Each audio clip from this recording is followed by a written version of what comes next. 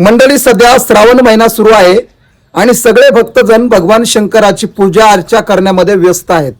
सगळे भक्त भगवान शंकराला प्रसन्न करण्याकरिता, महादेवाची कृपा प्राप्त करण्याकरिता अनेक प्रकारचे उपाय करत असतात. त्या उपायांमध्ये सगळ्यात महत्वाचा उपाय म्हणजे की भगवान शंकराला बेलाचं पान अर्पण करत असतात. तुम्हाला सगळ्यांना माहिती आहे की भगवान शंकराला बेलाचं पान जास्त आवडतं. किती आवडतं? जेवढी पार्वती आवडते तेवढं बेलाचं पान भगवान शंकराला आवडतं. आणि म्हणून भगवान शंकराला प्रसन्न करण्याकरिता बेलाचं पान शिवपिंडीवरती अर्पण करतात आणि सगळेच जण करतात. परंतु मंडळी, कधी मनामध्ये प्रश्न निर्माण झाला असेल का तुमच्या की भगवान शंकराला बेलाचं पान का आवडतं, कशामुळे आवडत असेल, याच्या मागचा काही इतिहास आहे का नाही? आता एखादी गोष्ट जर मला आवडत असेल तर ती का आवडत असेल याचं कारणही आपल्याला माहित पाहिजे ना. जर तुम्ही भगवान शंकराचे भक्त असाल तर हा व्हिडिओ शेवटपर्यंत पहा. कारण भगवान शंकराला बेलाचं पान का आवडतं, त्याच्या मागची भूमिका काय, आणि भगवान शंकर बेलाचं पान वाहिल्यावर लवकर का प्रसन्न होतात, हेच मी तुम्हाला या व्हिडिओतून सांगणार आहे. त्याच्यामुळे श्रावण महिना आहे, हा व्हिडिओ नक्की बघा. रामकृष्ण आहे मित्रांनो, मी एकनाथ महाराज भांबळे, नाथ महाराज या युट्यूब चॅनलमध्ये मी आपलं मनापासून स्वागत करतो. मित्रांनो, भगवान शंकराला बेलाचं पान का आवडतं याचं उत्तर आपल्याला शिवमहापुराणामध्ये सापडतं. ज्या टायमाला समुद्र मंथन चालू होतं देवतांचं आणि राक्षसांचं, समुद्रातून 14 रत्न बाहेर पडले, तुम्हाला सगळ्यांना माहिती. पण त्यामध्ये एक महत्वाचं रत्न होतं, म्हणजे हलाल नावाचं विष. आता हलाल नावाचं विष ज्यावेळेस समुद्रातून बाहेर पडलं त्यावेळेस या विषाला घेण्याकरिता कोणीही पुढे आलं नाही. चांगल्या गोष्टी घेण्याकरिता सगळे पुढे आले, राक्षस आले, देव आले, परंतु विष घेण्याकरिता फक्त महादेव समोर आले.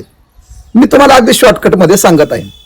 आणि ते विष ज्यावेळेस भगवान शंकरांनी घेतलं आणि ते विष प्राशन केलं, ते प्राशन करण्यामागची भूमिकाही तशी होती. कारण हलाल नावाचं विष अत्यंत भयंकर होतं. ते जर जमिनीवर पडलं असतं तर जमीन नष्ट झाली असती, जळून गेली असती. ते आकाशामध्ये सोडलं असतं तर आकाश भस्म झालं असतं. म्हणून भगवान शंकरांनी ते हलाल नावाचं विष स्वतः प्राशन केलं. आणि मग ते विष प्राशन करत असताना त्यांनी ते विष आपल्या कंठामध्ये धारण केलं, म्हणून त्यांचं नाव निळकंठ ठेवलं.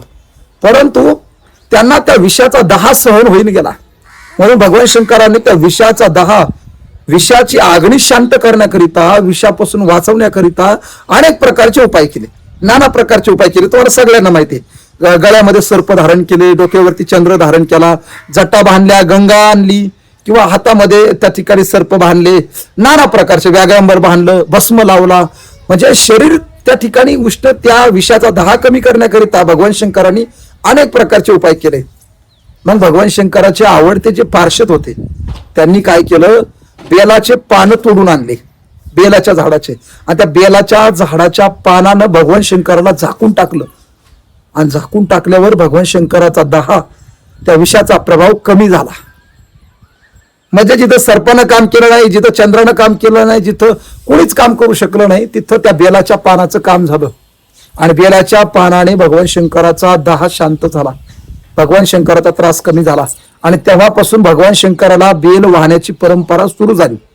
परंतु मंडळी, याच्या मागे अजून एक दुसरं कारण आहे. बेलाच्या झाडामध्ये माता पार्वतीचा वास आहे. बेलाच्या झाडाला माता पार्वतीचं स्वरूप मानलं जातं.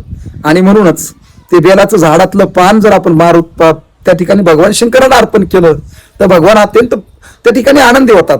आता कोणालाही आपली त्या ठिकाणी पत्नी भेटल्यावरती आनंद होतो, अगदी त्याचप्रमाणे भगवान शंकरालाही आनंद होतो.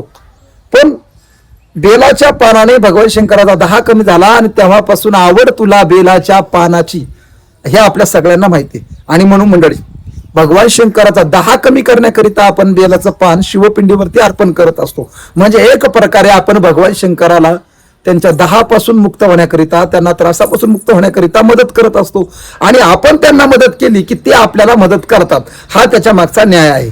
म्हणजे घेशी तेव्हा देशी ऐसा अससी उदार.